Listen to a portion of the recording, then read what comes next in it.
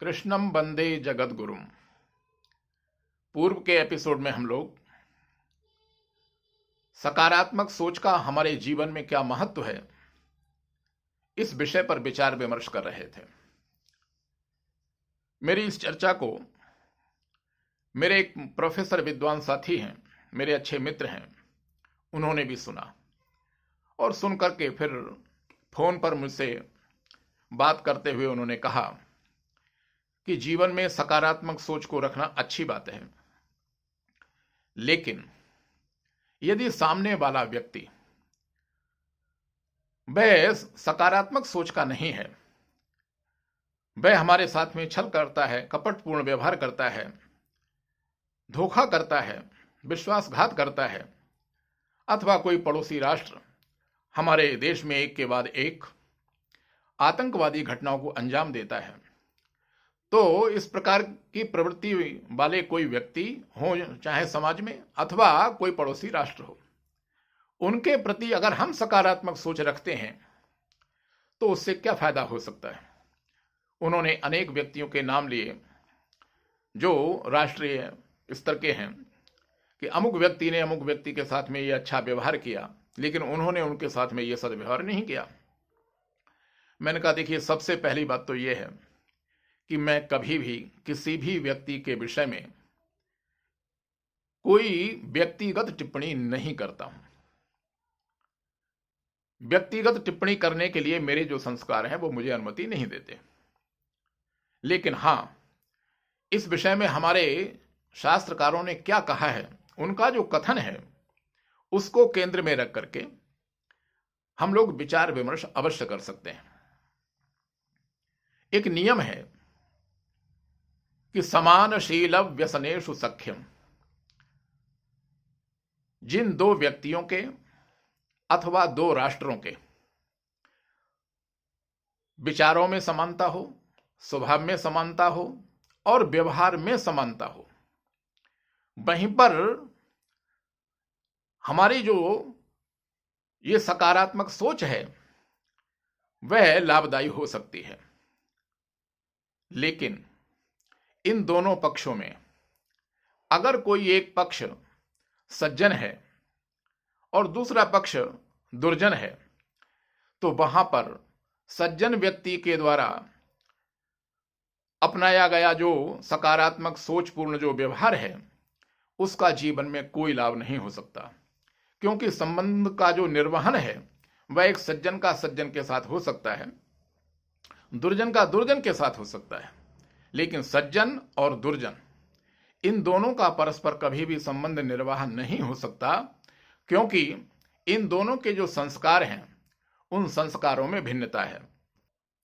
इसलिए हमारे शास्त्रकारों ने सज्जन पुरुष का लक्षण करते हुए कहा है कि सज्जन व्यक्ति कौन कहलाता है, सज्जन की परिभाषा क्या है। तो कहा कि मनस्सेकम वचस्सेकम कर्मण्येकम महात्मना। जिस व्यक्ति के मन, वचन और कर्म इन तीनों में साम्यता हो, अर्थात जो व्यक्ति मन से जैसा सोचता है वाणी से वैसा ही बोलता है, और जो वाणी से जैसा बोलता है व्यवहार में भी वैसा ही करता है। मन, वचन, कर्म इन तीनों में जहां समानता हो जिस व्यक्ति के व्यक्तित्व में, उसको हम सज्जन कहते हैं। और सज्जन व्यक्ति के विषय में उपदेश करते हुए शास्त्रकारों ने कहा कि सद्भि सह कर्तव्य, कि उस व्यक्ति का कर्तव्य है, सज्जन का कर्तव्य है कि वो सज्जन का ही संग करे, दुर्जन का संग वो न करे। क्यों करना चाहिए सज्जन व्यक्ति को सज्जन का संग, इससे लाभ क्या होगा? तो उत्तर दिया, सताम संगो ही भेषजम। सत्पुरुष का संग करना, सज्जन व्यक्ति का संग करना जीवन में भेषज के समान है, औषधि के समान है। जिस प्रकार बीमार व्यक्ति के लिए औषधि लाभदायक होती है, इसी प्रकार हमारे जीवन में अगर कोई सज्जन व्यक्ति हमसे जुड़ा हुआ है तो वह हमारे लिए लाभदायक होता है। इसलिए सज्जन का जो संबंध निर्वाह है वह सज्जन के साथ तो हो सकता है, दुर्जन व्यक्ति का संबंध निर्वाह दुर्जन के साथ हो सकता है, लेकिन सज्जन और दुर्जन इन दोनों का संबंध निर्वाह कदापि संभव नहीं।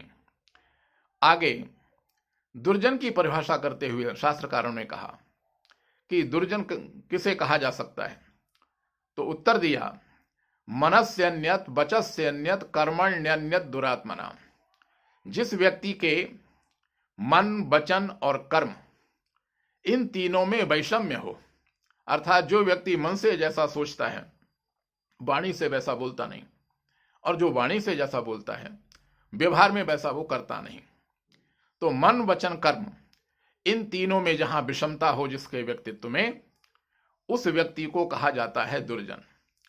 और दुर्जन व्यक्ति जो है वो त्याज्य है, क्योंकि दुर्जन व्यक्ति के प्रति अगर हम सकारात्मक सोच रखते भी हैं, व्यवहार रखते भी हैं, तो वहां पर संबंध निर्वाह हो नहीं सकता, क्योंकि संस्कारों की भिन्नता है। इसलिए शास्त्रकारों ने आगे कहा, दुर्जनः परिहर्तव्यः। दुर्जन व्यक्ति सदैव परित्याग करने योग्य है, वह त्याज्य है। क्यों त्याज्य है? मान लीजिए कोई दुर्जन व्यक्ति है और यदि उसके अंदर कोई गुण है, वह पढ़ा लिखा है, क्या तब भी उसका त्याग करना चाहिए? तो शास्त्रकार आगे कहते हैं, विद्या अलंकृतोपि सन। वह दुर्जन प्रकृति का व्यक्ति चाहे विद्या से अलंकृत ही क्यों ना हो, लेकिन विद्यावान होना एक अलग गुण है, और स्वभाव में कुटिलता होना, कपट होना, झूठ बोलकर धोखा देना, इस प्रकार की जो प्रवृत्ति है व्यवहार में, ये एक अलग विषय है। इसलिए भले ही विद्या से अलंकृत ही क्यों ना हो कोई दुर्जन प्रकृति का व्यक्ति, कुटिल व्यक्ति, वह त्याज्य ही है। उदाहरण दिया कि मणिना भूषितः सर्पः किमसौ न भयंकरः। अगर कोई सर्प मणि से विभूषित है, उसके पास में मणि है, तो क्या वह त्याज्य नहीं? वह त्याज्य ही है। सर्प को चाहे हम कितना भी दुग्ध पान कराएं, वहां पर विष का संवर्धन ही होगा, वह विष का वमन ही करेगा। इसलिए अगर जीवन में कहीं दुर्जन व्यक्ति का संग हमें महसूस होता है, तो सज्जन व्यक्ति का कर्तव्य है कि वो दुर्जन व्यक्ति से दूरियां बना ले। दूरियां बनाने में ही सज्जन व्यक्ति का हित है, उसका मंगल है। इसलिए शास्त्रकारों ने जो ये परिभाषा दी, सज्जन और दुर्जन, मनस्येकम वचस्येकम कर्मण्येकम महात्मनाम, और मनस्यन्यत वचस्यन्यत कर्मण्यन्यत दुरात्मनाम, इसको दृष्टिगत रखते हुए व्यक्ति की पहचान करके अगर कोई व्यक्ति दुरात्मा प्रकृति का है, कुटिल प्रकृति का है, जिससे विचारों का मिलना संभव नहीं है, ऐसे व्यक्ति से दूरियां बना लेने में ही फायदा है। और ऐसे व्यक्ति के प्रति कभी भी सकारात्मक सोच लाभदायक नहीं हो सकती। सकारात्मक सोच का प्रभाव वहीं पर होगा जहां दोनों पक्ष सत प्रकृति के हैं, लेकिन जहां एक पक्ष सत प्रकृति का है, दूसरा असत प्रकृति का है, वहां इस सकारात्मक सोच का कोई भी लाभ नहीं हो सकता। संसार में दो प्रकार के व्यक्ति होते हैं, एक कृतज्ञ कोटि के और एक कृतघ्न कोटि के। कृतज्ञ कोटि के व्यक्ति वे कहलाते हैं जो हमारे द्वारा किए गए सद्व्यवहार को, हमारे द्वारा किए गए सहयोग को जीवन भर याद रखते हैं और कृतज्ञता का भाव हमारे प्रति रखते हैं। कृतघ्न कोटि के व्यक्ति वो होते हैं जो हमारे द्वारा किए गए सद्व्यवहार और हमारे द्वारा किए गए सहयोग को तत्काल भुला देते हैं और आलोचना करने में अग्रणी रहते हैं। वे व्यक्ति कृतघ्न कोटि में आते हैं। हमने विगत वर्षों में देखा है कि जब कभी भी किसी राष्ट्र में कोई प्राकृतिक आपदा आई है, तो ऐसे अवसर पर हमारा जो भारत देश है वह सहयोग करने में, मदद करने में सबसे अग्रणी रहा है। लेकिन भारत के अंदर जब कभी भी कोई आतंकवादी घटना घटित हुई है, हमें जब किसी राष्ट्र के सहयोग की आवश्यकता पड़ी, तो जिन राष्ट्रों को हमने सहयोग किया वो हमारे सहयोग में खड़े कभी नहीं हुए। सहयोग करना तो रहा दूर, जो आतंकवादी देश हैं उनके सहयोग में हमने उनको खड़ा हुआ देखा। ऐसा अनुभव ऑपरेशन सिंदूर में हम लोगों ने किया है।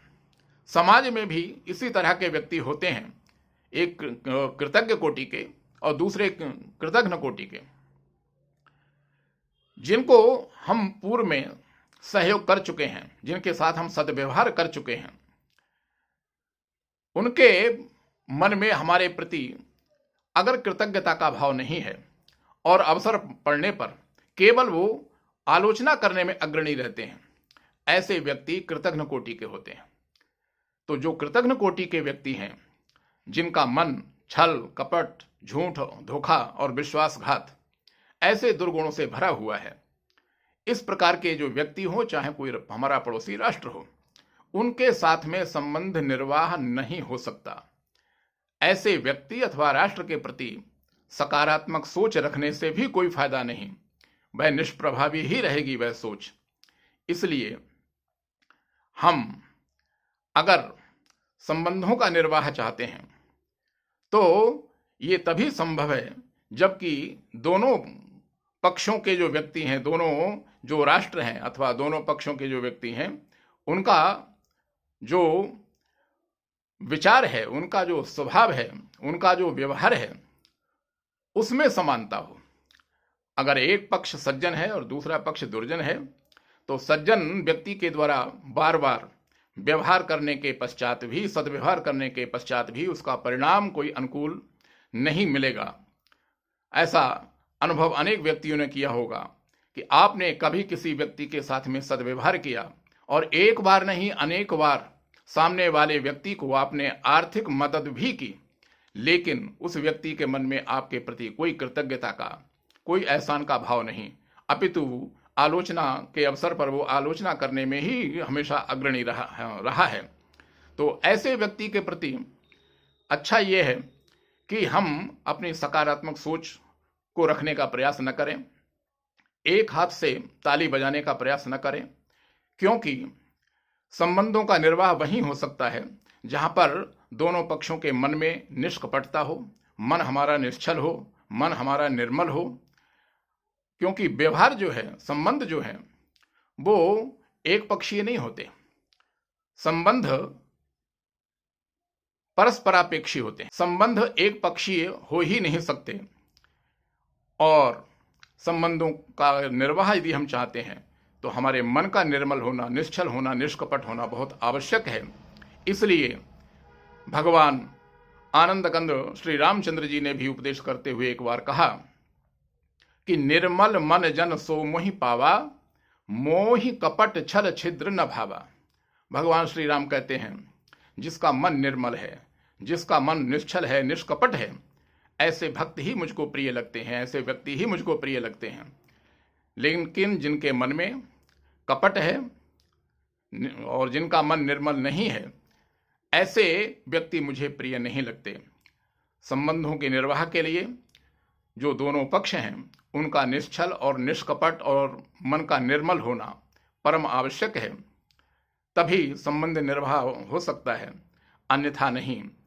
इसी के साथ मैं इस विषय को यहीं पर पूर्ण करते हुए अपनी वाणी को विराम देता हूं और कामना करता हूं, सर्वे भवन्तु सुखिनः, सर्वे सन्तु निरामयाः, सर्वे भद्राणि पश्यन्तु, मा कश्चित् दुःख भाग् भवेत्।